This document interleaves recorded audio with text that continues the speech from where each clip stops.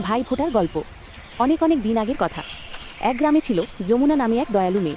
সে প্রতিদিন নদীর ধারে ফুল তুলত, মাছেদের খাবার দিত আর সবাইকে হাসি খুশি রাখত। যমুনার এক ভাই ছিল যম। সে দূরে মৃত্যুলোকের রাজা হিসাবে কাজ করত। ব্যস্ততার জন্য অনেক দিন ধরে সে বোনের কাছে আসতে পারছিল না। একদিন যম শুনল বোন যমুনা খুব মন খারাপ করে আছে। সে সঙ্গে সঙ্গে পৃথিবীতে চলে এলো। যমুনা ভাইকে দেখে খুব খুশি হলো। সে ঘর পরিষ্কার করলো, ফুল দিয়ে সাজালো আর ভাইকে স্নান করিয়ে নতুন কাপড় পরালো। তারপর সে ভাইয়ের কপালে চন্দনের ফোঁটা দিয়ে বলল, ভাই, এই ফোঁটা তোমার অমঙ্গল দূর করুক, তুমি যেন সব সময় সুখে থাকো।